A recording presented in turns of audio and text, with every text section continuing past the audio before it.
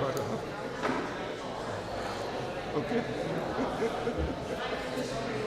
Yeah. Oh, it's a pleasure. It's a pleasure. Thank you.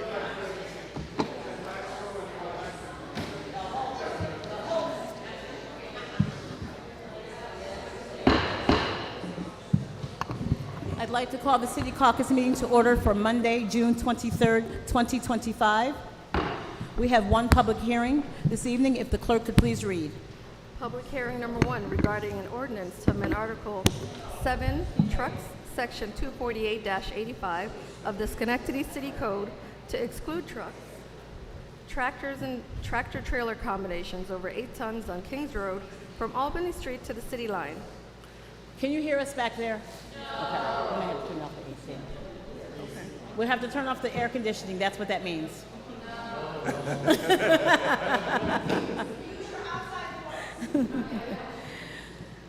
We have 11 items for original consideration. If the clerk could please read item number 1.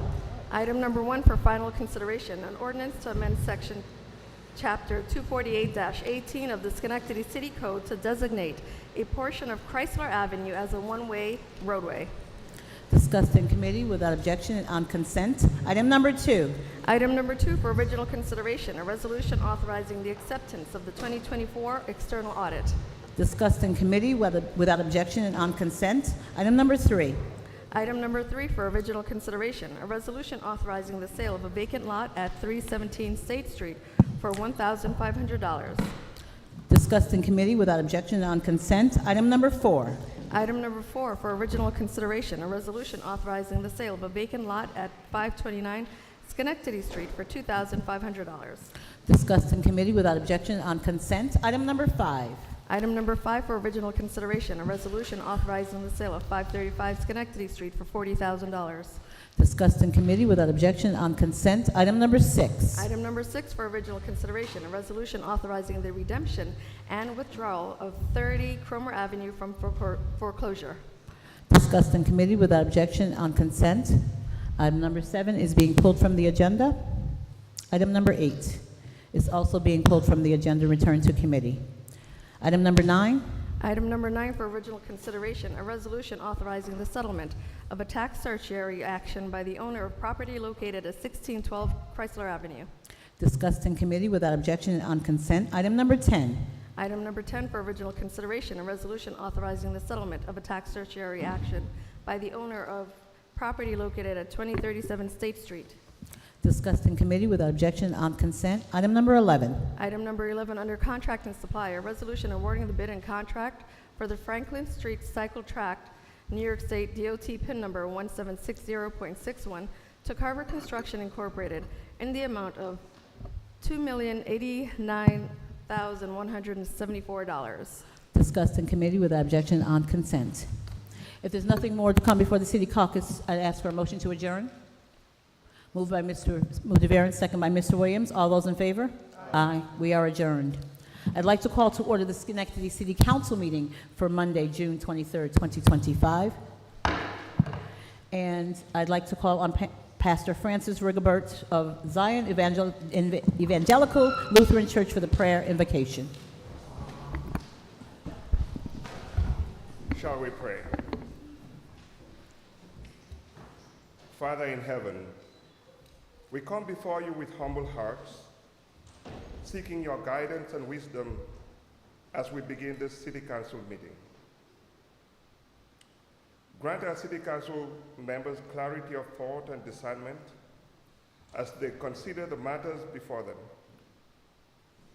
Help them to approach each issue with open minds and compassionate hearts, seeking solutions that will benefit all members of our community. We ask for your blessing upon their deliberations, that they may make decisions that reflect your will and promote the well-being of our city. May unity and understanding prevail among us, and may our collective efforts lead to a more just and prosperous community for all. Thank you for being with us always. In Jesus' name we pray. Amen. I'd like to call on Corporation Counsel Maxine Barrage for the Pledge of Allegiance.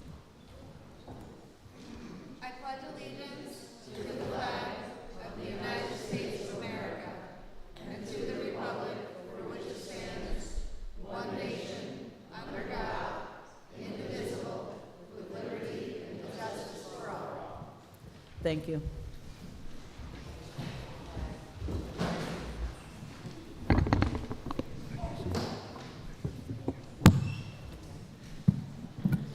If the clerk could please complete the roll call. Mr. Toro? Mr. Farley? Mr. Farley? Excuse me in the chamber. Okay.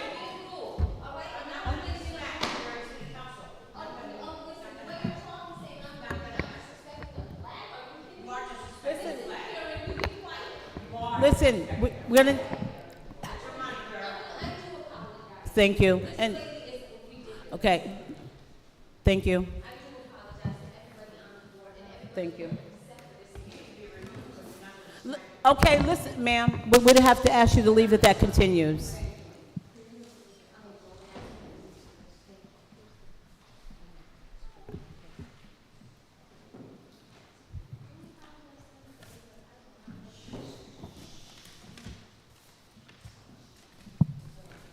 Mr. Farley? Here. Mr. Mancini? Here. Mr. Mutivaran? Present. Ms. Patrick? Here. Mr. Williams? Here. Ms. Porterfield? Here. We have one public hearing this evening, and reminder that we've extended the time for public comment of the public hearing to 4 minutes. And I also respectfully ask that each person comment only on the subject relevant to the public hearing. Thank you. If the clerk could please read the... All right. Public hearing number 1 is regarding ordinance to amend Article 7, Trucks, Section 248-85 of the Schenectady City Code to exclude trucks, tractors, and tractor-trailer combinations over 8 tons on Kings Road from Albany Street to the city line. I have one person signed up to speak. Crystal Dion?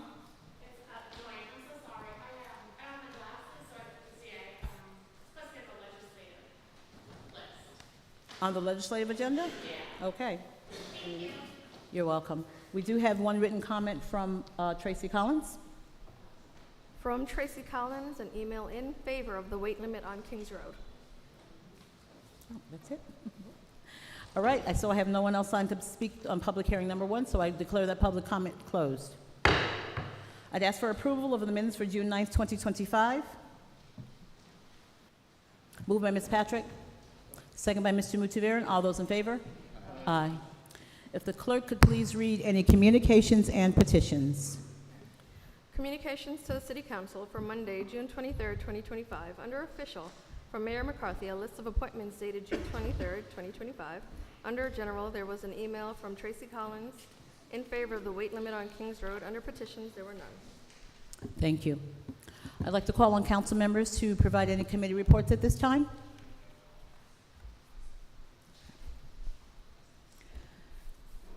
At this time, we'll have privilege of the floor related to the legislative agenda. And I just want to remind folks that at this point in time, you can only speak on items on the legislative agenda. And I only have 2 people signed up to speak. The first is Sean Radigan.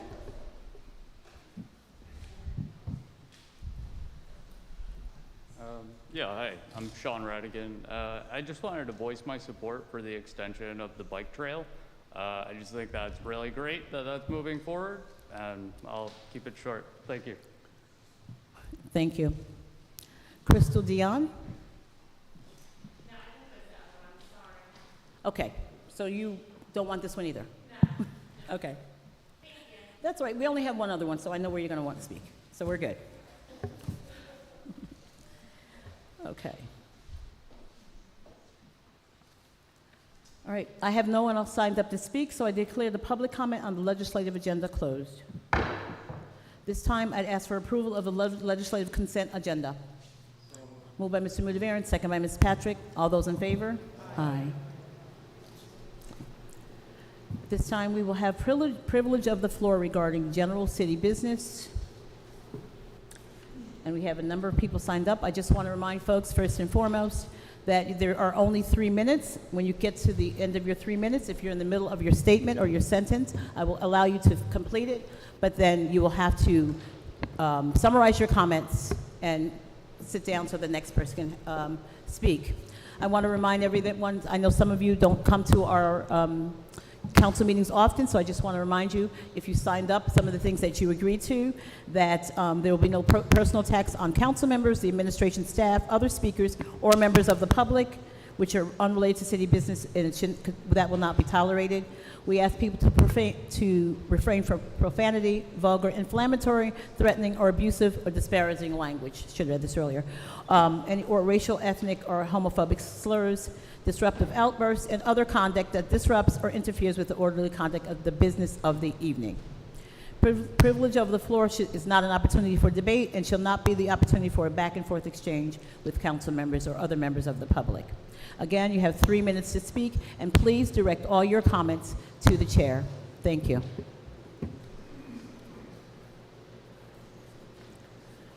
The first person I have is Colin McNamara.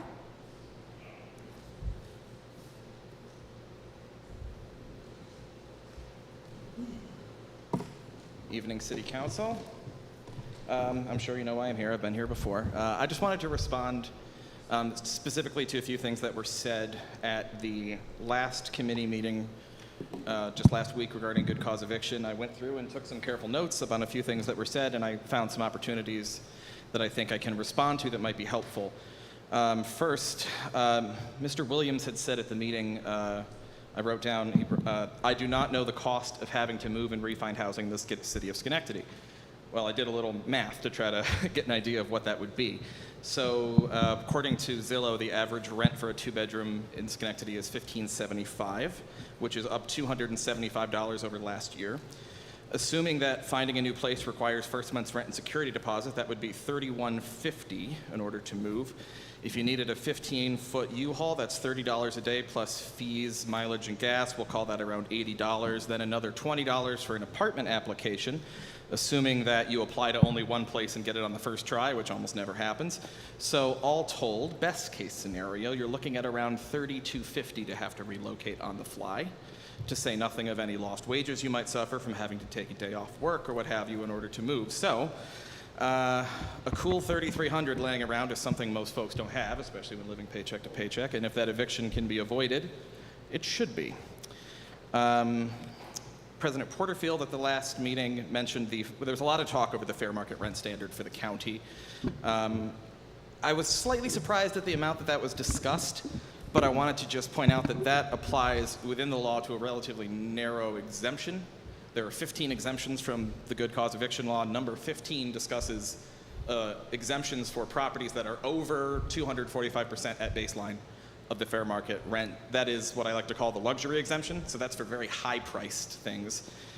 In the city of Schenectady, 245% of the fair market rent for a 2-bedroom would be apartments whose rent is over $36,43.15 a month, which is not a lot of housing stock in Schenectady. I'm sure they exist, but that would apply to a relatively small tranche of cases.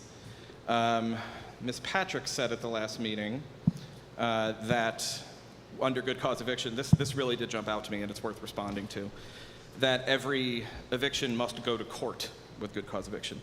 And as I believe Mr. Farley said, every eviction already has to go to court. You can't remove anyone from their home without getting a court order to do so. These cases are already in court. Any landlord who attempts to remove someone without going to court is not only circumventing the law, they are in fact committing a crime, a Class A misdemeanor. So these are already in court. That doesn't change. I wanted to talk about the Cura study. Ms. DeTora, you mentioned that last time, the Center for Urban and Regional Affairs research report. And the one that I found when I went looking into that was a Cura study from March 3rd, 2025 called The Good Case for Good Cause. Your time has expired. Absolutely. That's all I have to say. Thank you very much.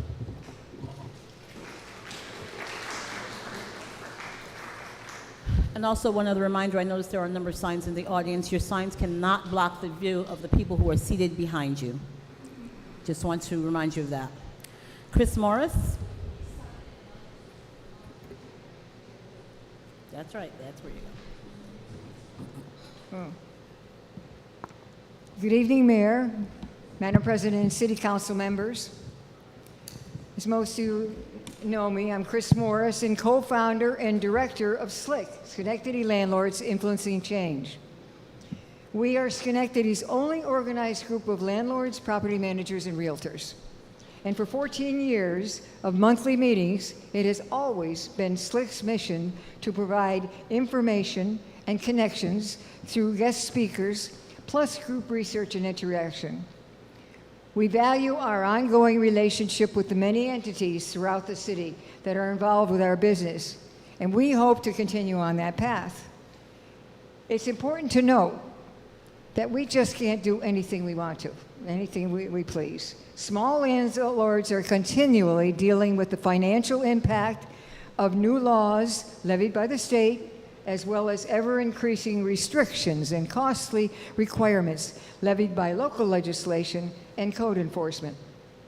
Many feel the old adage, you can't judge a book by its cover, applies to the April 2024 New York Good Cause Eviction Law, Article 614, and the changes that have happened in that law since then are very important. So tonight our focus is on the unintended consequences of good cause. You'll hear of the negative impact it will have on the very purpose of our business to provide affordable, safe housing for tenants and a sustainable livelihood for landlords and investors in Schenectady.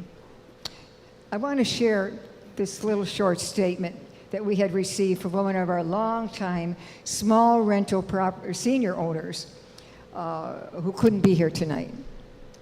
Quote, she said, "As a member of SLIC, I'm forwarding this letter to you expressing my opposition and concern regarding good cause eviction. Please understand that the profit margin is tiny to begin with and would put me in the red and in a deep financial crisis, leading to the potential of having to, big letters, walk away from my property, which is something I would never have dreamed of to have to deal with. Thank you," she says, "for your attention in this matter." So with that brief, poignant perspective on this issue, ladies and gentlemen, I urge you to consider all of the upcoming arguments against this legislation. And I want to thank you for listening. Bye-bye. Thank you.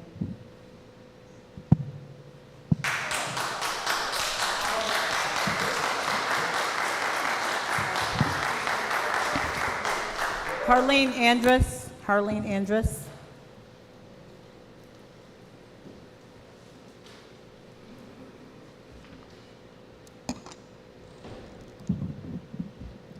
Good evening, Mayor McCarthy, Council President Porterfield, and council members. I am Harlene Andrus, a member of SLIC, a licensed real estate broker who owns a property management company. In my role as property manager, I represent the landlord, but I feel a sincere responsibility to every person I rent to ensure that they will experience safe, affordable, and quiet enjoyment of their apartment home. Sometimes, despite requests and warnings, there are tenants who continue to be chronically loud, disorderly, and disruptive. Finally, the only recourse is to end the tenancy either by eviction or by non-renewal of the rental agreement. Under the good cause eviction law, I would have to prove my reasons for seeking eviction. How do I prove that? Do I ask the other tenants to appear in court and testify against the offending tenant?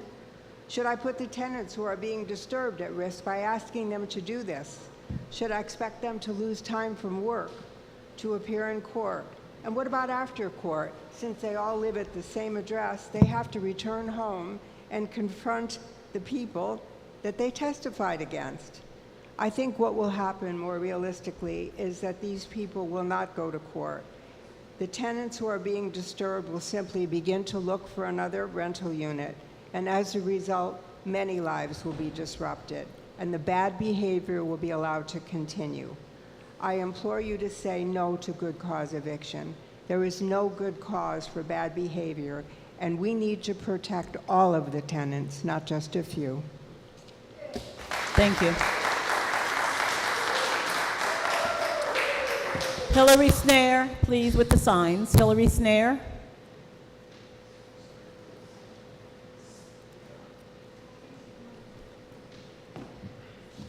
Good evening, Mr.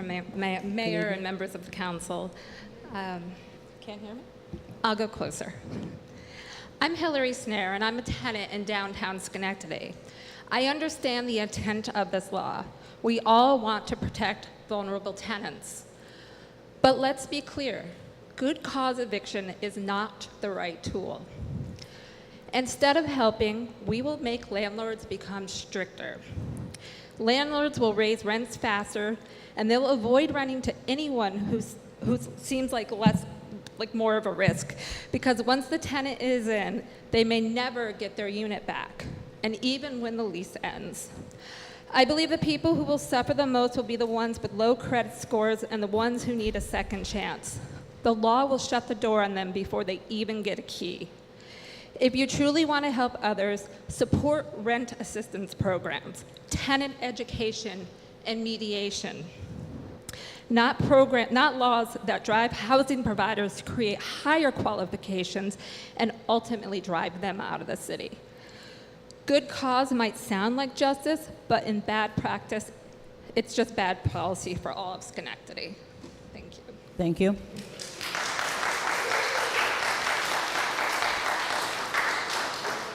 Canon Ryan.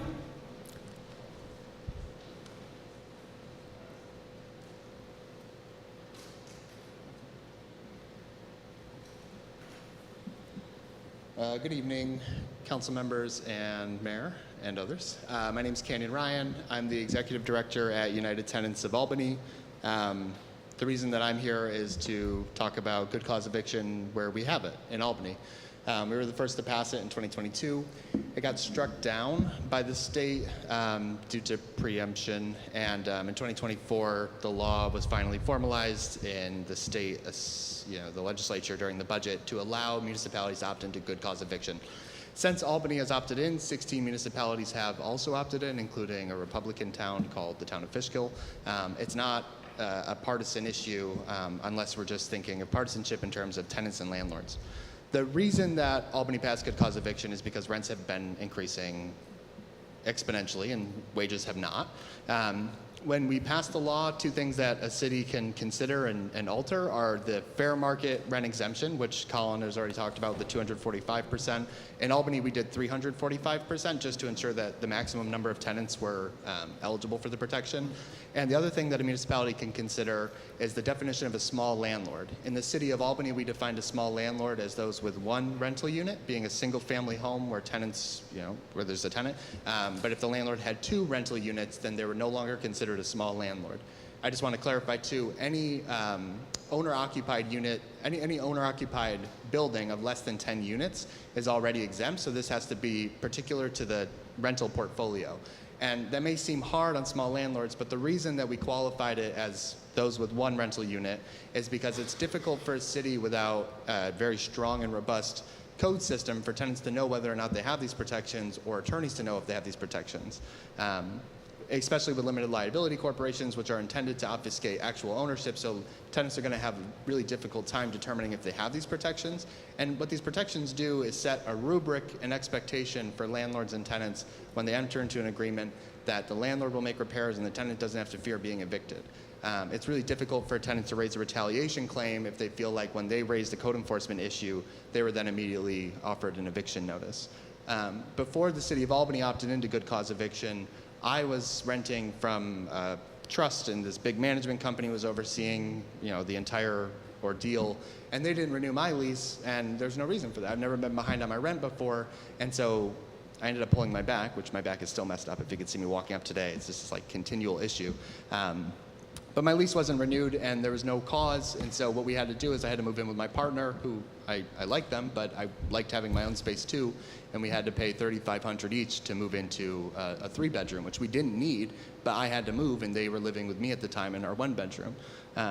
So it's very difficult, for tenants to not know what's coming next. And I think that the reason that I was served a non-renewal was because I had raised the issue of a non-functional stove for 3 months in a row. I think that I was just considered a problem tenant for trying to stand up for my rights. And good cause eviction allows tenants to bring these issues to their landlord without fearing a retaliatory eviction. I need you to summarize, please.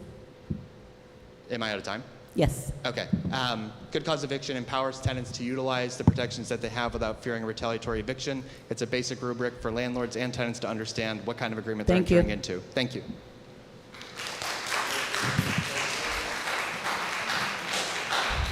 First initial B, last name Francis.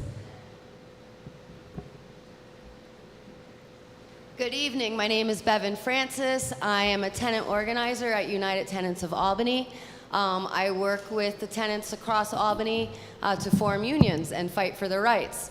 2 unions that I've worked with were Danker Village and Bleecker Terrace Apartments, where tenants were receiving rent increases ranging from $200, $300, $400 increases. But fortunately, because we have good cause eviction, which put the cap at 8.38%, we were able to keep those tenants in their home and give them a fair rent increase. I personally am a tenant. I pay 50% of my income to rent. And back in October, my landlord wanted to raise my rent by 10%. I was able to use good cause eviction as a defense and get the 8.38%, which saved me $15 a month, a little over $150 for the year. But when you're living paycheck to paycheck, that kind of money actually really matters. Good cause eviction is a law that says that you have to have a good cause to evict, right? What is a good cause to evict? If somebody's not paying the rent, that is a good cause. If somebody's being a nuisance, that is a good cause, right? If you're having police activity at your house, that is a good cause. A judge is going to rule that you have to leave. What is not a good cause is you don't like the way I look, you don't like the music I listen to, you don't like that I've been calling code because there's mice in my apartments, right? Or because you just want to raise the rent. You get me out, and then you can raise that rent to $2 grand a month, then you're not violating a good cause eviction law that way, right? Good cause keeps people in their home. It kept me in my home. It guaranteed my lease renewal, because once I challenged my landlord against the rent increase, he did not want to renew my lease, and then I had to remind him that good cause guaranteed me a lease renewal. As long as I was obeying the terms of my lease, paying my rent on time, and being a good tenant, which I am. We get calls on our hotline at United Tenants of Albany from people in Schenectady. We get calls from people down in Queens, New York. We're very unique in the services that we provide, and we hear from folks all over the state. But we get a lot of calls from Schenectady, hundreds of calls from Schenectady, where people's rent has been increased by $200, $300, $400, and they can't afford the rent. They want to know if we can help them pay their rent, and unfortunately, we can't help folks pay rent in Schenectady. Our organization can only help in Albany County, and I don't have anything I can tell them other than I'm sorry, but there is absolutely nothing that we can do. Your landlord has no law preventing them from raising your rent that much. And then we see people losing their homes and having to move. We've seen quite a few people actually have to go into a homeless shelter because they could not afford rent here in Schenectady. And that is all. Thank you.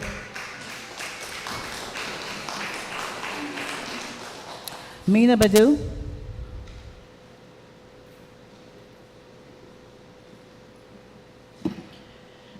Good evening, Mayor McCarthy, President Porterfield, City Council members. I'm Mina Budu, a member of SLIC. I'm not a big landlord or a corporation. I'm a small property owner. I rented out an apartment. I take care of the building, and I know my tenant personally. I keep the rent low. I want to be a good landlord. The good cause eviction law portrays me as the enemy. It assumes that if I want to end a lease, I must be doing something wrong. It gives tenants the power to stay indefinitely, even if the relationship between us stops working or if they begin damaging my property. I got into this business to build financial security for my family. If this proposal passes, I may be forced to stop renting altogether.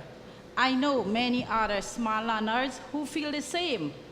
Please think about the real people who have a financial stake in the community. We, the property owners, don't have the option of packing up, leaving a mess behind, or moving on to the next apartment, where in many instances, the new landlord was never told about the last rental and why it is ended. Please say no to good cause eviction. Thank you. Thank you.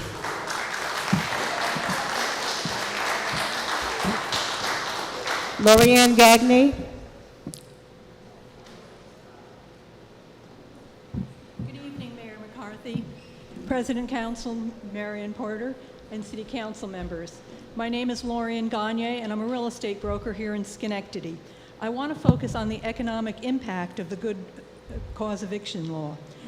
These rules may seem tenant-friendly in the short term, but they are disastrous in the long-term housing market. When you restrict a landlord's ability to manage their property or raise rent reasonably, you discourage investment. Developers and landlords and small business owners start pulling out. Properties are sold or left vacant. New housing is never built. That leads to one thing: fewer apartments, higher rents. If we want to be and have affordable housing, we should make it easier, not harder, to build and maintain rental units. This law sends the opposite message. It says to investors, don't come here. Please oppose this bill and support policies that grow, not shrink, our housing market in Schenectady. Thank you. Thank you. Pearl Ha.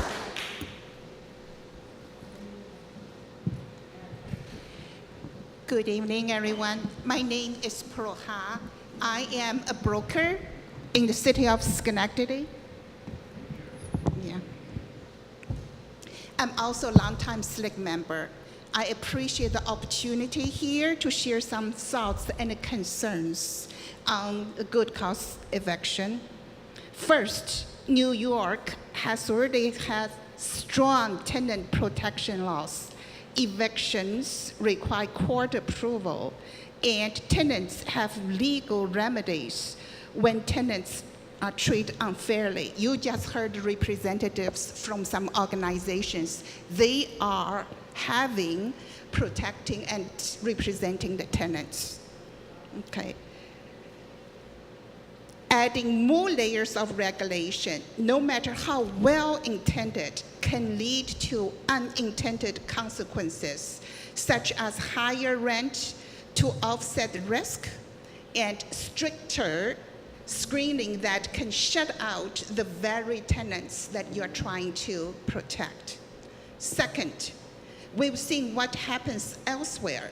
In Kingston, the policy triggered lawsuits and delays in implementation. In Poughkeepsie, landlords raised credit and income requirements, making housing harder to access for those who need it the most. Third, our court system is already overwhelmed. Implementing good cause eviction would likely mean longer delays, more legal expense, and slower resolution of dispute, hurting both good tenants as well as good responsible landlords. Schenectady deserves policy that strike a fair balance. Let's work together on the resolutions. Please, no good cause eviction. Thank you. Sean Radigan.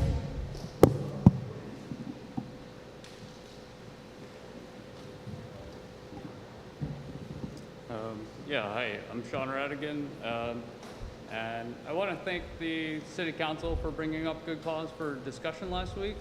One of the discussion points that kept coming up was additional costs that landlords need to bear that might cause them to raise the rent. And while city taxes are accounted for in good cause as a reason that landlords might raise the rent, it made me upset how big of a part of the discussion this was. Sure. Try putting the microphone closer to your mask.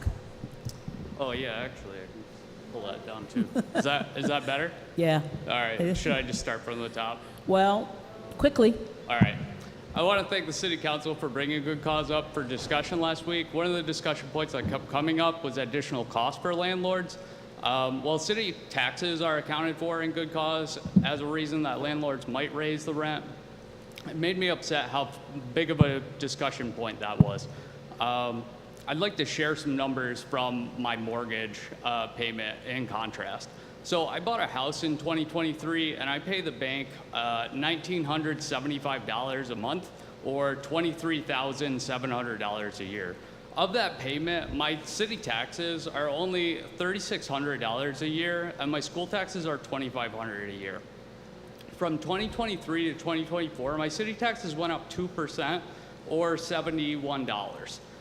From 24 to 25, my taxes went up 4.3% or $150. I don't know about you, but like if I could find an apartment where the rent only went up by $150 a year, that would be amazing. Instead, I have to buy a house because every year my landlord wanted to increase the rent by 10%, which was over $150 per month. I really don't think that the city taxes are the reason that landlords are raising their rent. There was also a lot of talk about how small landlords are small businesses and part of the economy. I'd just like to point out that the tenants who live in Schenectady are arguably a larger part of the economy. Sorry, if the tenants can't afford to live here, then the people that make Schenectady a great place will have to move, and that just sounds super boring. Good cause isn't radical. Good cause already has carve-outs for small landlords, city taxes, large improvements to the buildings. City taxes are really a drop in the bucket when it comes to my budget. Housing is by far my largest burden, and since I'm lucky enough to have a mortgage, at least I get equity out of that huge chunk of my paycheck, which is 50% of it. Tenants need protections, and good cause is protections. I'm pleading with you all to please put the majority of people's interests forward and protect the tenants who live here. Help tenants stay in their homes. Thanks. Thank you.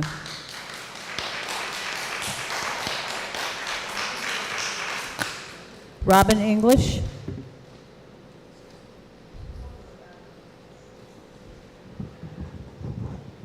My apologies. Good evening, Mayor, Madam President, and City Council. My name is Robin English. I have been a tenant in Schenectady for 20 years. Chris Morris, director of SLIC, was my next door neighbor. We lived in a beautiful little complex where she was property manager for 17 years. I began attending monthly SLIC meetings with Chris and took on the job of hospitality.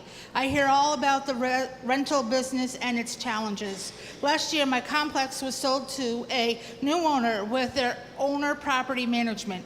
Unfortunately, there is minimal attention to the property and it has changed dramatically. Although I'm not all happy with the lack of upkeeping, I have considered moving.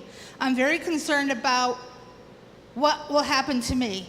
I know how close I am to having my life disrupted if I feel that I have to move, but I cannot find a place that fits my particular needs. Since I've heard all the discussions on this law, I'm aware of the unintended consequences of the good cause eviction law and how it can actually hurt prospective tenants. When landlords know they won't be able to raise rents or remove a tenant without legal battle, they start screening more aggressively. That means more applicant rejections impacting lower income tenants, students, and those with lower credit scores and others. Landlords may raise rents sharply between tenants and protect themselves from future limitations. Ironically, a law meant to protect renters should make it harder for new renters to find housing. I'm really worried about my own future. Thank you very much. Thank you. Mohammed Hafez. Mohammed Hafez. Good evening, Mr. Mayor, Madam President, council members. My name is Mohammed Hafez. I'm a landlord in Schenectady. I'm here to speak about in opposition to the good cause eviction clause. If the law passes in Schenectady, it will result in the following. One, the increase in operating costs because eviction will take a lot longer to complete. Two, rent will increase because of the operating cost increase to the landlord. We're not talking about 2% taxes that the gentleman was talking about here. We're talking about the material costs. If you go to the Home Depot, things have quadrupled. Things have quadrupled in price. Talking about labor costs, talking about legal costs. Try to hire a lawyer to do an eviction for you. It costs you hundreds of dollars, maybe thousands. Number three, evicting problem tenant will become more difficult, prolonging the suffering of the neighboring tenant in the building, and further result in the increase of police and fire department calls. I experienced that myself. I had a problem tenant that was there during Corona, and after Corona, it took us months and months, and so many calls to the police and fire department, phony calls to the police and fire department, or when they came, they basically couldn't do anything. Number four, landlord will start leaving more rental unit vacant, decreasing the number of unit available to rent in the city. Five, some landlord will stop renting altogether, and they will start talking about unit conversion, further reducing the number of available units for rent, making it even harder for renter to find an apartment in Schenectady. Six, if Schenectady landlords start selling their properties, absentee landlord would take over, impacting the rental market in Schenectady. Number seven, the higher cost of rental business will cause fewer investment in new housing development in Schenectady. Though it may appear to be helping tenant, the law will make it finding affordable housing a lot harder for the tenant. So please do not vote for the good cause eviction in Schenectady. Thank you. Thank you. Holly Loth.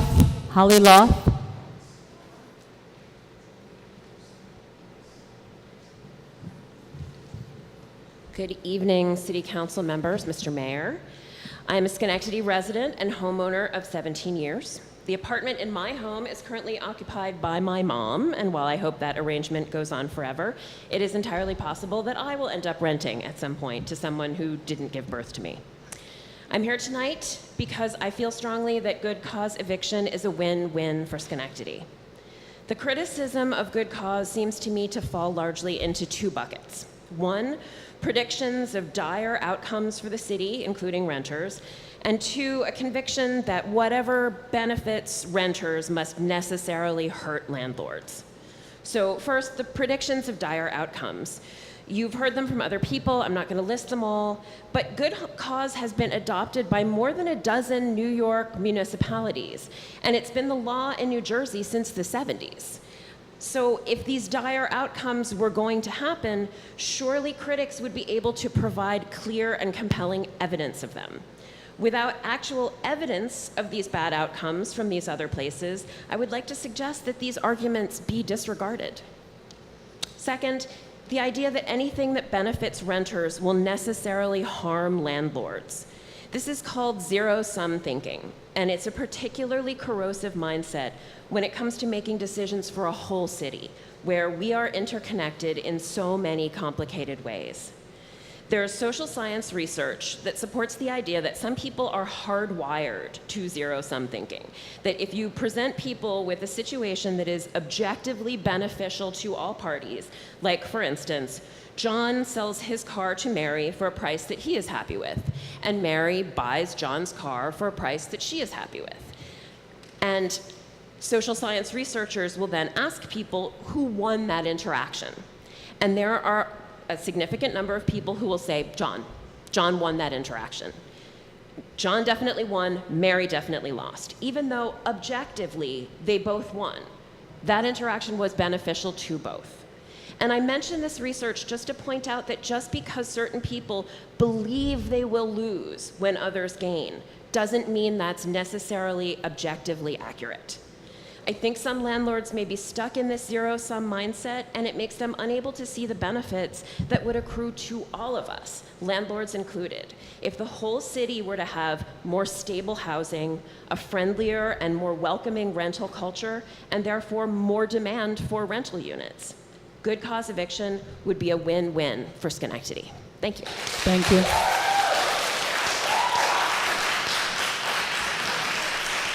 Ed Laven Jr. Ed Laven Jr. This is city business, but it's not about rentals. I beg your pardon? This is city business, but it's not about rentals. Okay. You talk about whatever you like. Well, I was involved in a small claims court case. I won a default judgment on 10/16/2019. I got one piece of paper in regular mail with a court date and time of 9/10/2020, 9 a.m. There is no affidavit of proof of service. Defendant cannot come back into court without valid reason why she did not appear on 10/16/19. Also, she must show some proof of why she should win case. This must be in motion. No judge can act on a motion without proof of service. This is obstruction of justice. And most certainly, no judge can vacate a default judgment and say lien was satisfied 11 days before a trial. Frost signed the two motions, first waited out by clerk.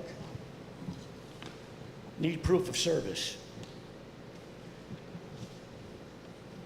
Frost signed the second motion, also without affidavit or proof of service. With Frost signing improper motions and Falatico acting on improper motions, which no judge can act on a motion without proof of service, this makes it a conspiracy to deprive me of my constitutional rights of due process and a fair hearing. Crime 18 U.S.C. 242. Falatico goes further and vacates default judgment and committing the crime of 18 U.S.C. 1509, obstruction of court orders. No one can vacate or dismiss another judge's decision without a proper hearing and evidence to do so. I've been before this mayor and city council several times. They are complicit after the fact because I have left them the proof and nothing has been done to these two corrupt judges. Mayor, county attorney, district attorney, U.S. attorney, Barnett, all know about the crimes of these two judges. The mayor has kept me out of the newspaper and off the news channels. The mayor pays very well for corruption.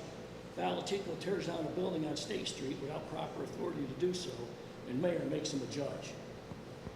You also appointed Tanika Frost. I went to John DeAugustine, Miles Reed of the Gazette. DeAugustine was publisher and president. Miles Reed was editor. As I said, mayor pays well for corruption. The CDTA paid $300,000 for parking spaces to the Gazette. John DeAugustine now owns the Gazette. Commission on Judicial Conduct threw my paperwork away after I told them they must base their decisions on the rules of court and the laws of the Constitution, or they too could be charged with obstruction of governmental administration. I've been to city police, sheriff, state police, found one honest state trooper that filed my complaint. The DA told him there was no crime. We could go no further. FBI and U.S. Attorney's Office both said the exact same thing to me. This is not something we're going to look into. And when they refuse to file my complaints, you do realize you live in New York. When you have mayor running for a fourth term, and Falatico was running for Supreme Court, I went to the Attorney Grievance Committee regarding DA, County Attorney Gardner, and U.S. Attorney Barnett. They could find no misconduct. I also went to Election Board letting them know how you are covering up for Falatico. Not surprisingly, they could find nothing wrong. No response. oh, your time has expired. Please summarize. It's time to go to Pam Bondi and the president. Thank you. And see if I can get all of them charged. Patsy Dio Prasad.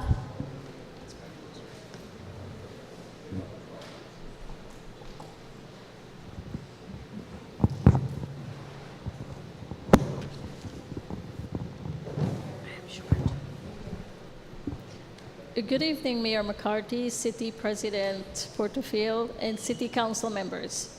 My name is Patsy Deo Prasad. I'm a Schenectady resident. Schenectady is a city that's rebuilding. We've seen growth downtown and neighborhoods come back, indeed. But that progress depends on investment, on people like me choosing to put our money, time, and energy into restoring housing stock. Good cause eviction sends the opposite message. This tells that would-be investors and landlords that even if you follow the law and keep rents fair, the city will make it very difficult for you to remove a tenant from your property. Why would anyone invest under those conditions? Why would they take a risk on that property downtown that is a block away that needs $50,000 in repairs? This law will cause good local landlords to walk away. Guess who will move in? Predatory out-of-town buyers who don't care about the community, only profit. If you care about revitalizing Schenectady, don't cut off the people that is doing the work. Say no to good cause eviction. Thank you. Thank you.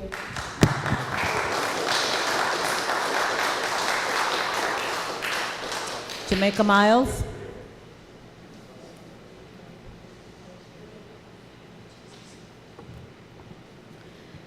So let's get quick with some clarification. The Kingston-Poughkeepsie lawsuits that were referenced were about rent control, not about good cause. It's completely unrelated. By the way, going to court is the law, so we're supposed to do that. And good cause would reduce the number of court cases because it eliminates frivolous filings and holds landlords accountable to real standards. I am not just a lifelong Schenectady resident. I am also someone who has been impacted by renting in the city of Schenectady. Forced out of apartments, afraid to call code enforcement, needing to relocate every year for multiple years, and experiencing extremely high rent. Let's start with me being born on Hamilton Hill in 1974. By 1980, my parents had to move to 953 Albany Street.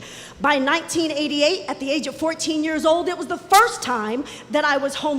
But let's jump ahead.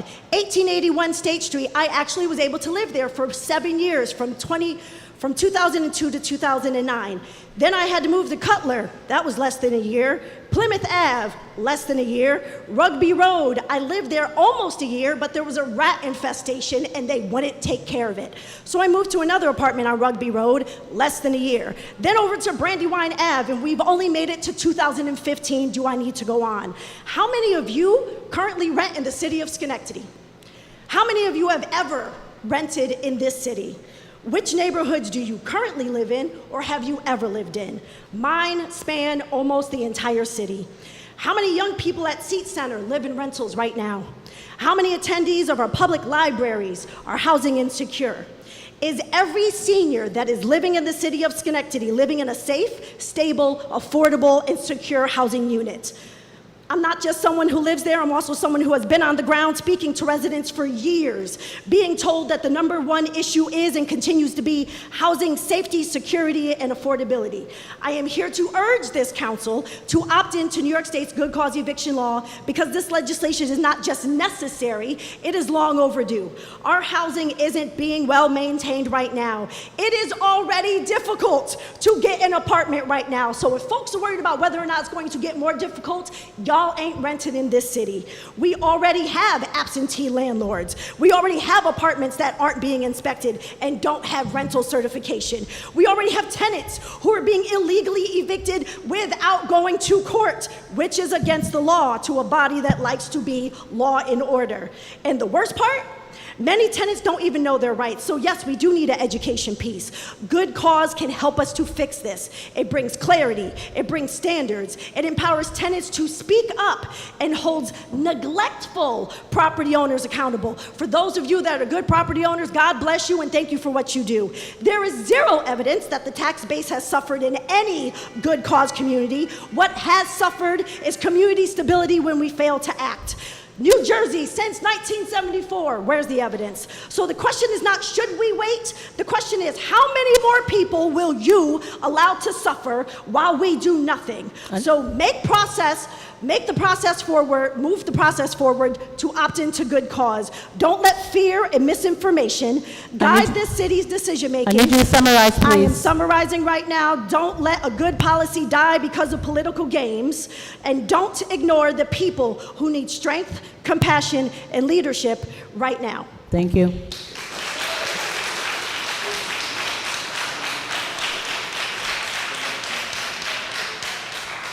Kathy Sullivan. Down with the signs. Kathy Sullivan. She must have left. Tricia Pedro.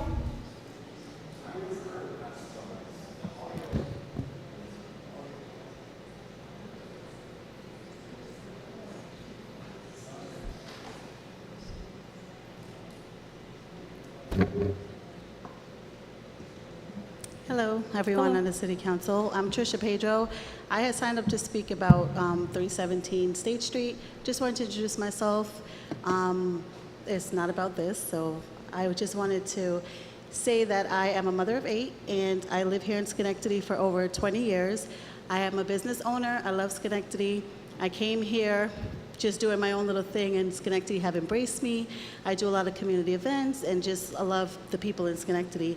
So I wanted to use the space so that I can have business owners like myself just get together and make money in the city of Schenectady, and just work with the foot traffic that's already going through downtown Schenectady.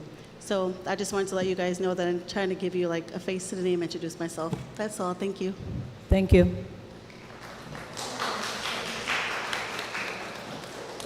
Valerie Triano.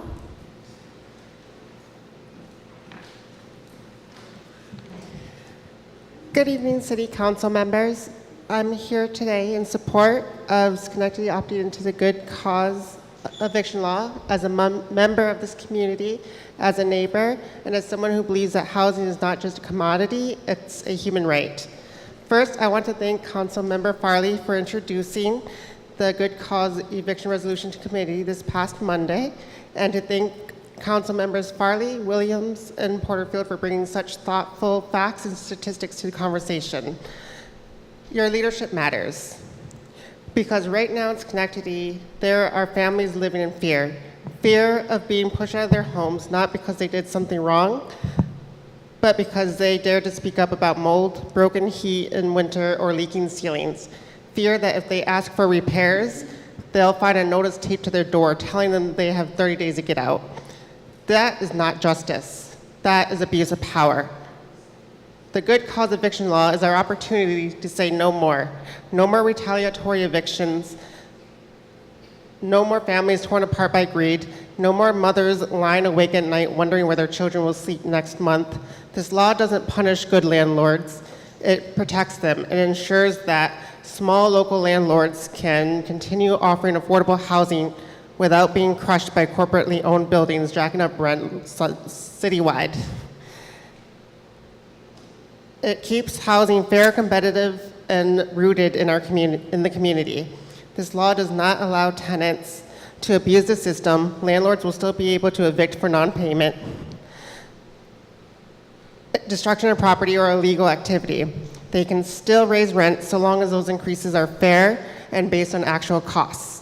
Owner-occupied homes with 10 or fewer units are exempt. Let's be clear. Good cause isn't radical, it's reasonable, it's humane, it's overdue, and it works. New Jersey has had a version of this law for nearly 50 years, and not only has it protected renters, it's outpaced New York in housing construction. This law is not anti-landlord, it's pro-community, it's pro-stability, it's pro-dignity. Let's lead with compassion to put people over profit. Let's make Schenectady a city where no one loses their home just for speaking up, where housing isn't a constant fight, but a foundation to build our lives upon. Thank you for your time, for listening, not just with your not just with your ears, but with your hearts. Thank you. Thank you. Rachel Kahn.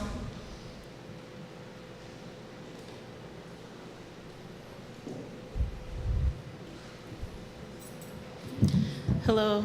I came to speak on behalf of Trisha Pedro. She's been an amazing community member who is well loved by the Schenectady community. And as the director of the Hamilton Hill Arts Center, we've worked together often to put on community events. And I just wanted to support her purchase of the property. Thank you. Thank you. Ellie Pepper.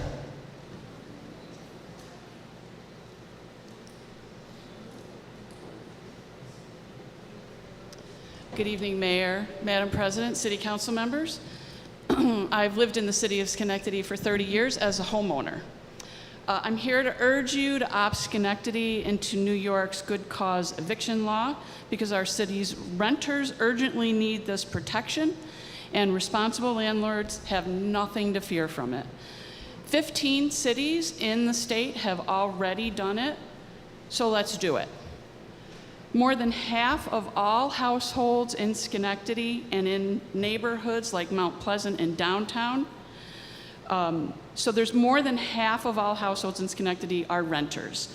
And in neighborhoods like Mount Pleasant and downtown, it's more than 75 or even 90%. That's a lot of people who are renters in this city. The majority of those buildings are owned by absentee landlords, many of whom don't live in Schenectady, and some don't even live in the state. And something that started all the way back in 2018, and finally we've seen what it led to just this past year, but that's 7 years later, I just want to point that out. The city fined one absentee landlord, Al Haq LLC, more than $665,000 for dangerous conditions across multiple properties, homes with no heat, no maintenance, no regard for the people living there, and still many tenants are afraid to speak up because right now they can be evicted for any reason or no reason at all. Good cause eviction would change that. It doesn't stop landlords from evicting tenants who don't pay rent or break their lease. It just says if you're doing everything right, you can't be thrown out without a valid reason. And it protects tenants from retaliation if they report unsafe conditions.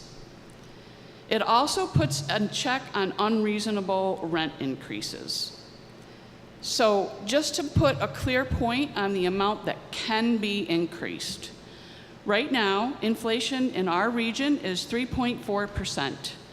Under good cause, a rent increase is presumed unreasonable if it is higher than 5% plus the consumer price index.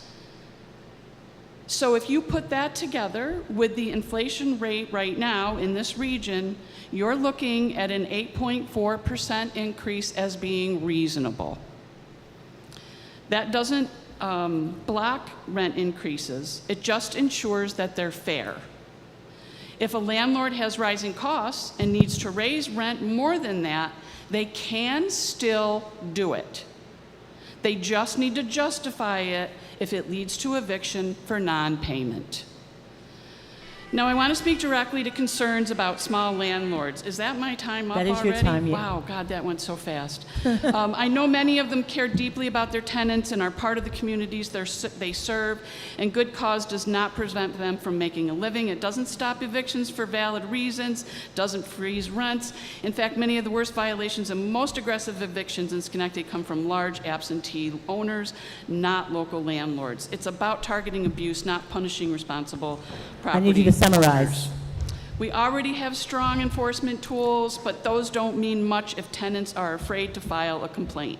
Good cause gives renters the confidence to speak up, and it helps stabilize neighborhoods by stopping unjust evictions before they happen. Thank you. Thank you. Dean Mirabito.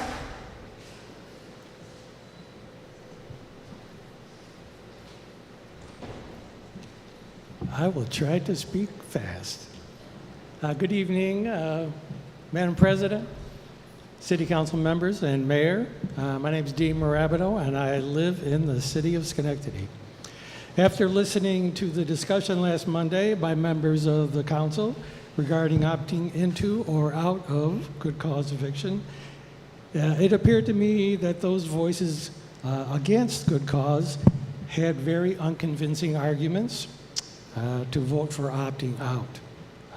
I'll give some examples. Landlords will be rushing to sell their properties, leading to corporations buying up properties and creating absentee landlords. This is only speculation and word of mouth, and it's a form of fear mongering. Also, landlords suffered during COVID. Well, tenants did as well. Where is the compassion for them? Small landlords are small businesses trying to create generational wealth. Will that be on the backs of the tenants? Is that what it's about? This sounds a lot like colonialism to me. It was stated landlords are part of a solution, taking people into their properties to give them a place to live. I thought that I heard that landlords are small businesses.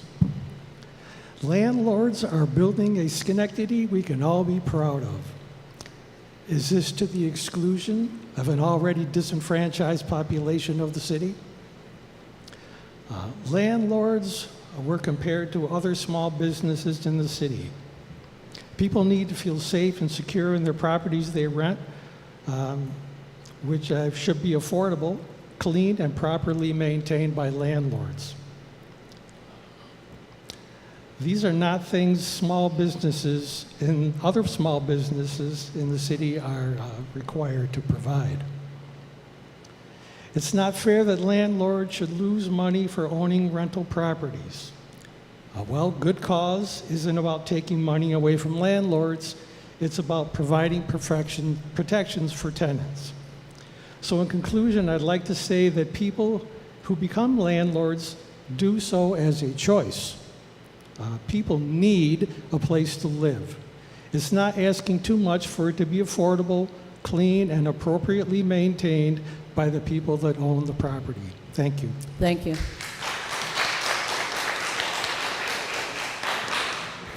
First name looks like Laurel, and the last name starts with a G. No.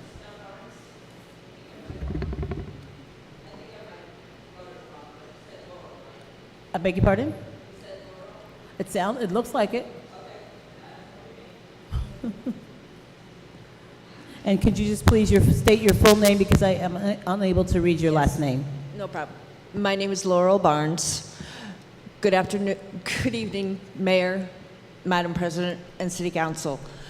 I was going to speak about something different, but now that I heard about this good cause eviction, I've been a resident of Schenectady for over 20 years. I've been in different apartments. I've been in my last one right now for going on 12 years. I have never been late on my rent. Our apartment building got bought by an LLC after our landlord, who was just a single landlord owning a few places, who was actually compassionate and kind. Someone else bought it. Now, he calls me a troublemaker. I was telling him about what was going wrong with my neighbor downstairs and the other neighbor on the other side of the building. He has threatened to not renew my lease next year.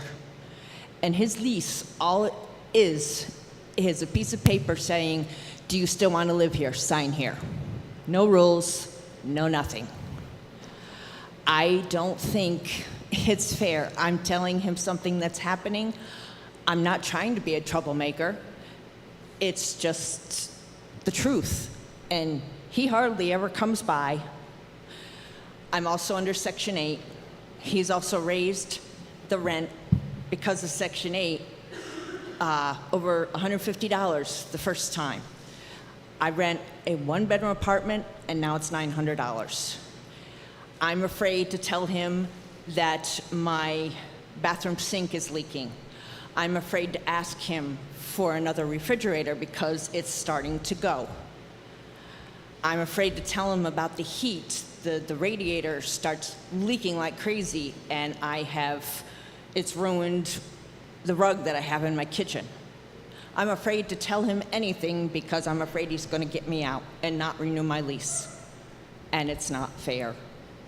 They should not have the right to just say, you're a troublemaker, time to get out. I can't afford to move anywhere. I have to live where I'm living. It's a great area. I feel safe there. And it will not help also my mental health. I suffer from severe depression, and that will make me go downhill. Not a good idea. Because back in 2009, I left my house in Scotia, and this was 5 years after my mother passed away, who I took care of till the day she died. I walked towards the Scotia Bridge intending on jumping. Two police officers, who I still don't know their name, saved me from doing it. I went to Ellis for a month and a half. I have no memory of what was going on, and I'm happy where I am. but I'm afraid to say anything. Thank you. Have Thank a good you. night.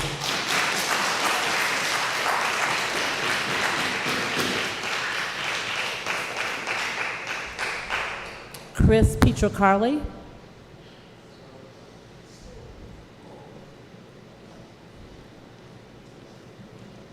Good evening, esteemed members of the council. My name is Chris Pietrocarli. I actually have never encountered someone who pronounced it right the first time correctly, so. I am a Schenectady resident. I am actually not a tenant, I am a homeowner, but I was once a tenant. And I was able to stably live in an apartment for 7 years before I was able to afford my house. I was only able to afford my house because of that stability. And I implore you to vote yes on good cause so that we can maintain stability for our tenants. In this time of economic strife, we need to understand that everybody who contributes to the community, everybody who works, everybody who's a barista, who works at a Lowe's as a salesman, who makes entertainment online, whatever, anybody who works for a living needs to be able to call someplace their own, to be able to live somewhere without the threat of randomly being pushed out on the street because the landlord suspected they might be gay or because they just don't vibe with the person in there. Good cause will prevent people from just being thrown to the wolves. Thank you for your time. Thank you.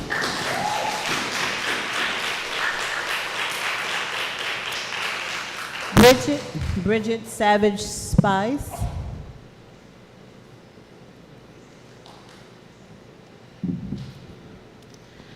Hello, my name is Bridget Savage Spies. I am with the Capital District DSA, and I work on the Housing Committee, helping to bring legislation like this to places throughout the Capital District, including Schenectady. So I wanted to talk a little bit about the way that good cause has existed in not only the places in New York that have passed good cause, but also in California, in New Jersey, and in other municipalities in which they have similar protections to good cause or, verbatim good cause protections.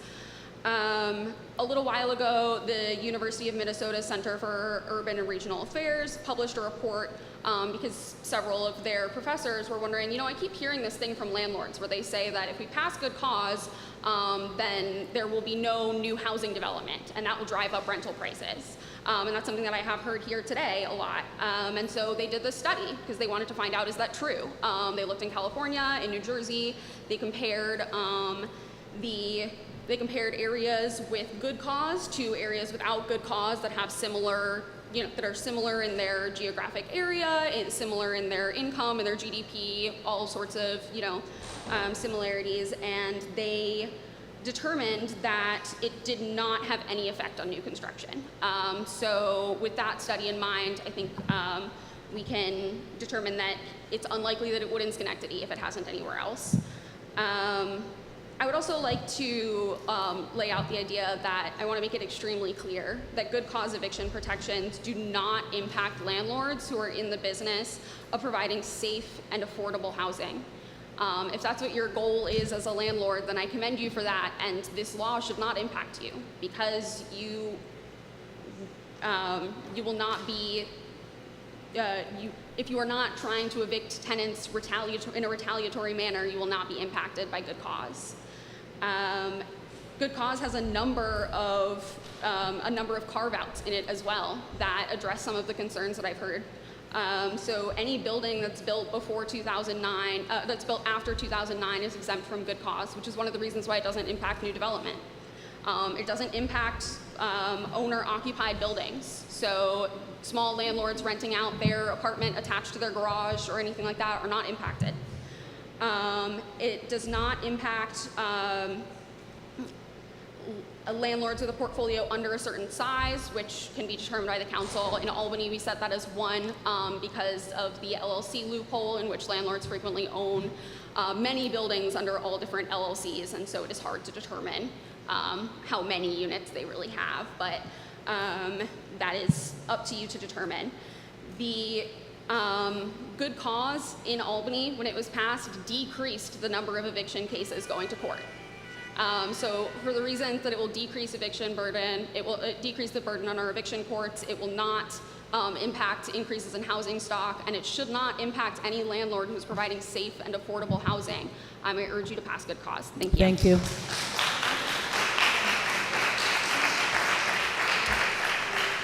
Rocky Palmer. Hi, council members, Mr. Mayor, and council president. Sorry. I've been a small-time landlord for most of my life. I've been doing this since I was a kid with my grandfather, my father. Very against this. Proposed opt-in to the good cause. Just going to be very concise. I think it will disproportionately affect small landlords, not these big, large corporate outfits.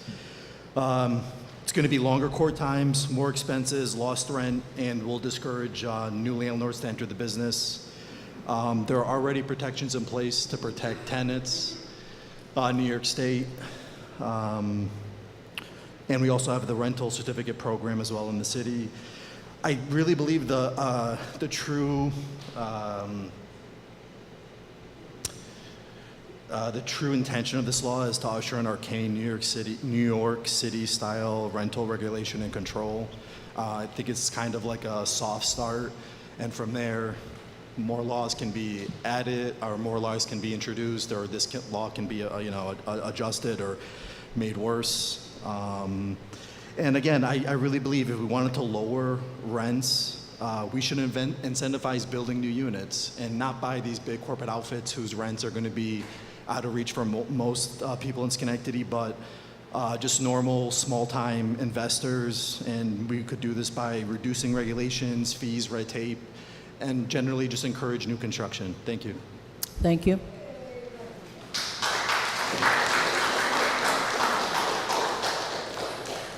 Crystal Dwayne. That's her. Hello. Hello. If you don't mind, I'm just going to set a timer. It's 3 minutes. It is 3 minutes. Okay. Can everybody hear me? No? Can you hear me now? Okay. I just want to make sure everybody can hear, that's all. It's very hard to hear in the back. So, okay, I set my timer. I'm here just asking for transparency within the community in regards to the lack of clean drinking water, a basic human right. I have been a resident for my entire life, basically, in Schenectady, born and raised. This is a bag of medication. This is just some medication that I have to take on a regular basis. It's appalling to me that in the city of Schenectady, that we are only required to actually sample our water once per calendar year. And in 2024, I don't know if everybody has had a chance to actually read what the contaminants are in there. In 2024, we had 48 contaminants alone, which cause cancer, leukemia, respiratory effects on your body, brain cancer, soft tissue problems, a plethora of problems that some you can't even fix. These two that I just happened to look up, benzene, which is the first on the list of the actual 2024 drinking water report, can cause blood disorders, leukemia, cancer. Our male population, believe it or not, is at a higher risk for contaminated water. And then females inevitably suffer from hormonal problems, breast cancer, and so on and so forth. What I'm asking that we do as a community, I don't know about you, but everybody in my family has been a lifelong resident of Schenectady, and in one facet or another has been affected by health problems. If I could just do a little demonstration here, how many people here in this room take more than one medication? Okay, another thing. Okay, how you many need to people, keep your remarks to me. Okay, I'm sorry. How many people in this room, by yourself, your family member, or someone has been diagnosed with cancer recently? There is a statistic out here on the national Cancer Institute that Schenectady is actually getting 580 more cases on a yearly basis. And that is stating that that is actually stable for us. While granted that's not in the thousands, 580 is way too many. 580 is affecting people's long-term longevity of their life. It's cutting it shorter. We need to do something in our community to assist the people and by giving and providing clean drinking water. Chloroform itself is in there, and that was listed as not a violation. I know that your timer went off, so Yep, thank you. you're welcome. I have no one else signed up to speak, so I declare the public comment of city business closed. At this time, any miscellaneous business of the council? Everyone had an opportunity to sign up. I'm sorry, everyone had an opportunity. I'm sorry, everyone had an opportunity to sign up at the beginning of the meeting. I've called every name that's on the list. I've called every name that was on the list.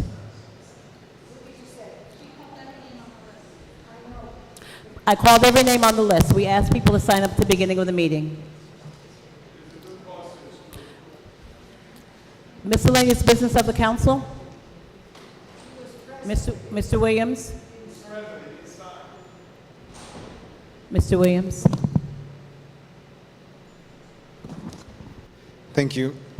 I initially just wanted to appreciate and tell everyone that took the courage to come up here and speak regardless of your position and what issue you're speaking to.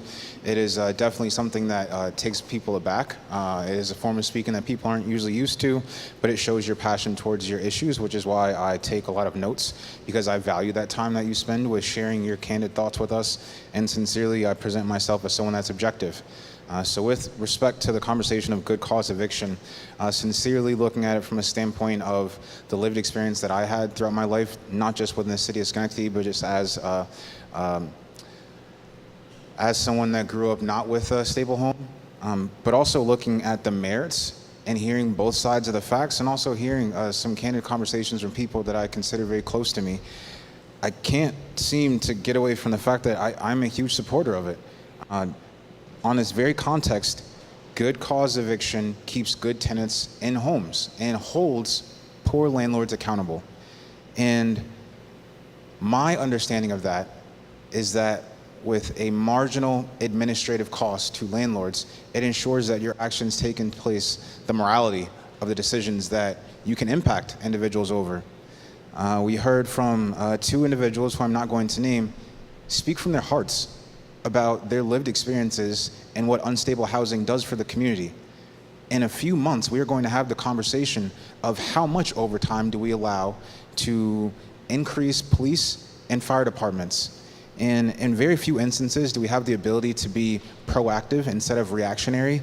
Stable housing improves the quality of life of a community. And it has been said abundantly that this is something that is good for the city of Schenectady.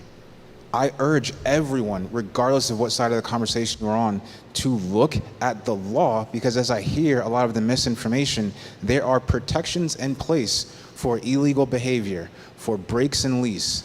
There are protections in place for maintenance costs above the 10% number that you are that was cited multiple times with justifiable reasoning. And that is where I think a lot of the headache and knee-jerk reactions come from. It is now having to justify your actions. But we continue to hear from tenants, since I've been an elected official, year after year, of the struggles of having unstable housing in a city where rents are continuing to rise. We tried to have the conversation of rent stabilization. That was met with an utter no. We are trying to bring the conversation of good cause eviction.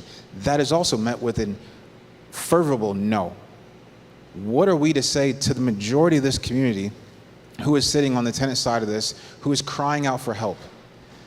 We continue to hear that New York has some strict protections for tenants, but looking at the case study of Schenectady, you are also hearing about tenants that are saying, where are those protections for me? And that is not something that is debatable. These are lived experiences that we hear meeting after meeting, and then we hear from our advocacy groups event after event. Housing continues to be the #1 priority for not just City of Schenectady residents, but for residents within the state of New York.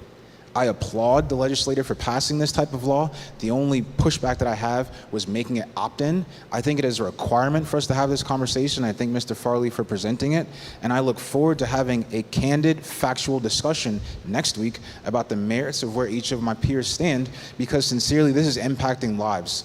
It truly is. Housing is a fundamental right.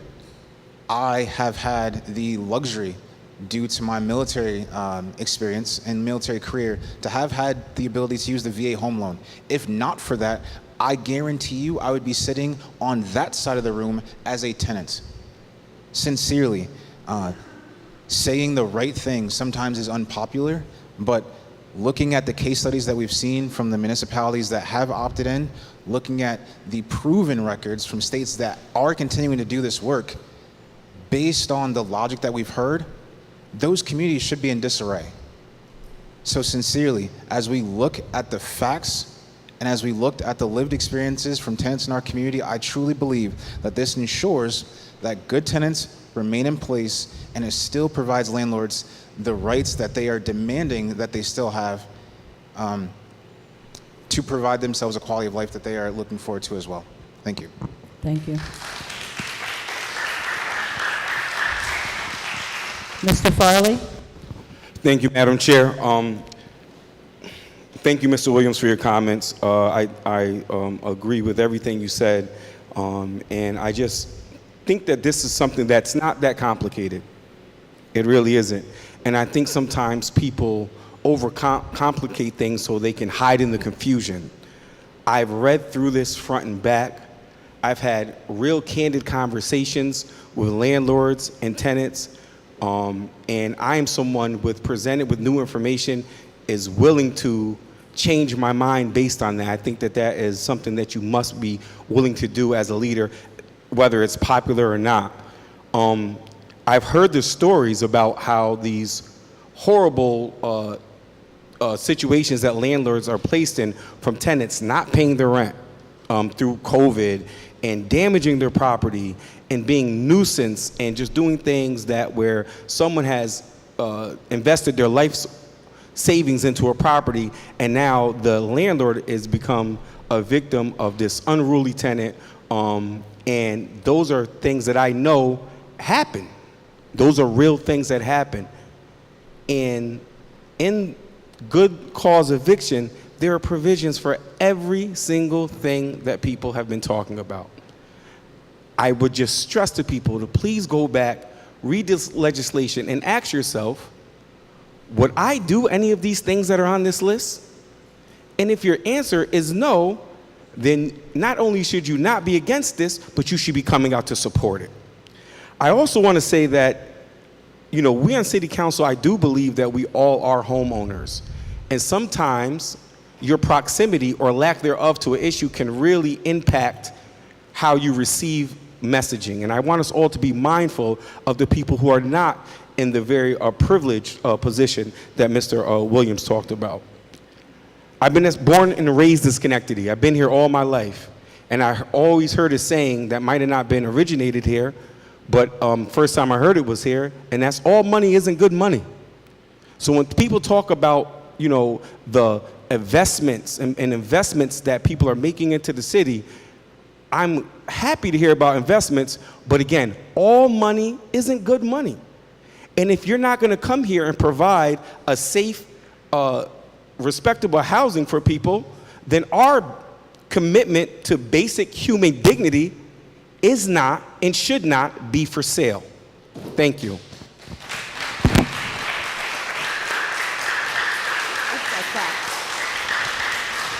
Ms. Patrick?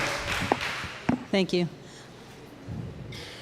Yeah, I actually was only able to buy a home, having worked in nonprofit all my life, because I had an uncle that died and very generously gave each of his nieces and nephews money, and that was how my husband and I were able to come and buy a home in Schenectady. But other than that, I was the mic closer? I can't hear you. Can't hear it? Now I can. Now you can? The mic's closer, yeah. Okay. I was saying that I only was able to buy a home here after renting my entire life because of my nonprofit career, because I had an uncle that passed away and generously gave all of his nieces and nephews. He didn't have any children. So that was how we were able to buy our house. So I definitely spent most of my life renting apartments. I wanted to thank the school district for an incredible event the other day, Schenectady, which they sponsored in the parking lot over at their headquarters, which was just a wonderful event, lots of community resources that were there, and it was a lot of fun dancing, even though it was really hot, but it was great to see the community come out for that event. I also wanted to thank, I think Rachel's still here, I wanted to thank the Hamilton Hill Arts Center for the Juneteenth celebration over the weekend. That was also, it's just great to see people come out, but also, all the resources that are available from the people that table at these events. It's really a great opportunity for folks to come and celebrate our community. I wanted to give a little bit of information. We really need those pools that we have in our splash pads, especially with the weather these days. So I wanted to mention that the Sheriff's Department is going to be doing IDs over at the Central Park pool this Friday, June 27th from 12 to 3 p.m. If you don't have a driver's license, if you don't have a school ID, come and get a sheriff's ID so you'll be able to come and use the pool. The Central Park pool is going to open on Saturday, June 28th at noon. It's open Monday through Friday, 8 a.m. to 9 a.m. for a lap swim only, and then Mondays through Fridays, 12:30 to 6:30 for open swim, and Saturdays and Sundays from 12 to 6. Our Front Street and Quackenbush pools are going to be open starting Monday, June 30th, and they're going to be open Mondays through Saturdays, 12:30 to 6:30. All of the splash pads at all of our parks that have them are up and running now, so get out there and cool down in a splash pad. Our Parks Director also, this is a report from our Parks Director, all the summer activities that we'll be having in our parks are going to start on July 7th. I wanted to mention that Music Haven concerts in Central Park start on Sunday, July 13th. All of those shows start at 7 p.m. and the concession stand opens at 6 p.m. And you can get a list of all the concerts, all the films at musichavenStage.org. And then finally, we are doing the Declaration of Independence reading again on the steps of City Hall from 10:30 on July 4th. There are other activities happening that day around the city as well. I think Elizabeth is here as well and has put together some other activities for that day also. And that's all that I have. Anybody else? Thank you. Mayor? Thank you, Madam President. Appreciate everyone coming out. It's always good to have discussions, different perspectives. Hopefully it drives public policy to a higher and better outcome than we've gotten without the discussion. I want to correct any misimpression. The one speaker tonight said city water is only tested once a year. That is absolutely incorrect. The water system in the city is tested daily. We have a certified lab here that tests not only the city water, but other municipalities, and that's both water and wastewater. Everything meets or exceeds New York State Department of Health standards and also EPA standards. Again, Councilmember Patrick outlined the swimming pools and the splash pads going through a period of some extreme heat. Would encourage people, make sure you stay hydrated. Don't do things that are overexerting. Take it easy for the next few days as the temperatures come down. And if you have a neighbor who might be a senior citizen or somebody that might have a little bit of difficulty getting through the high temperature, check in on them, say hello, make sure that they're doing all right. Thank you, Madam President. Thank you, Mayor. I'd also like to thank everyone that came out this evening, regardless of what side of the issue that you were on today. I also appreciate your respectfulness of each other as you were speaking, because we all have different positions, but doesn't mean that we have to be enemies. We just see things from a different place. So I appreciate how things were handled this evening. I do want to make a statement, though. At our last committee meeting, it was stated that SCAP was in favor of good cause eviction, and SCAP put on their Facebook page that they were neutral in this in terms of this legislation. So I just want to make sure that everyone, if you haven't seen it, know that that is what SCAP has said. I also want to let me just tell you about Declaration Day. Ms. Patrick did mention the declaration of the reading of the Declaration of Independence, but there are a number of activities that are going on that day. It's called Declaration Day, Speak Life into Liberty and Justice for All. There'll be an 8:30 event at Riverside Park, 9 a.m. at Bliss Yoga, the 10:30 reading of the Declaration of Independence on City Hall, and 11:30 Declaration Day down in Gateway Park with Lady Liberty. 3 o'clock Somatic Dance at Governor's Lane behind 17 Front Street, and at 4:30 there's a 4th of July cookout and potluck at Riverside Park and Governor's Lane. So for those of you who don't have other plans for 4th of July, here's an opportunity to just have some fun with neighbors. And I just want to remind folks there is no meeting next Monday. It is our 5th Monday, what I always call the City Council's holiday. But there's also a meeting that day regarding housing. So if you're not going to be here, you can attend that meeting that's regarding housing. If there's nothing else to come before the City Council, I'll ask for a motion to adjourn. Moved by Mr. Farley. Second by Mr. Mancini. All those in favor? Aye. We are adjourned. Thank you.